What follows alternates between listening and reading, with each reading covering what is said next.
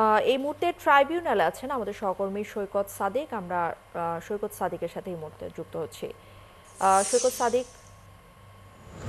সাদিক, আপনি নিশ্চয়ই শুনতে পাচ্ছেন আমাকে। এই মুহূর্তে আসলে ট্রাইব্যুনালের মামলা নিয়ে সবশেষ কি তথ্য রয়েছে আপনার কাছে? বিরতির পর কিন্তু আবার এই জুলাই অভ্যুত্থানের যে মানবতা বিরোধী অপরাধের মামলা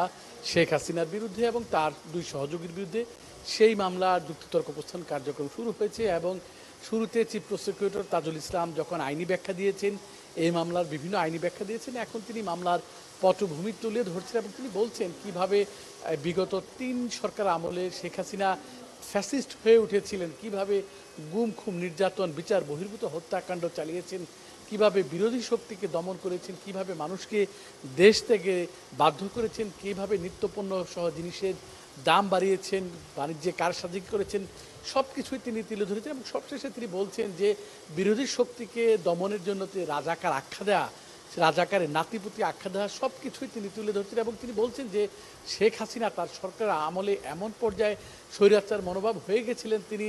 এই রাষ্ট্রকে কোনোভাবেই তোয়াক্কা করতেন না, সব কিছুকে তিনি তামাশা মনে করতেন, তার নিজের মতো করে সব কিছু বাস্তবায়ন করতেন, সব কিছুই তিনি তুলে ধরছেন এবং হয়তো ইশাত এই এখন পর্যন্ত যেহেতু এই আজকের এই যুক্তিতর্ক উপস্থাপনটা সরাসরি সম্প্রচার হচ্ছে ফেসবুক পেজে, এই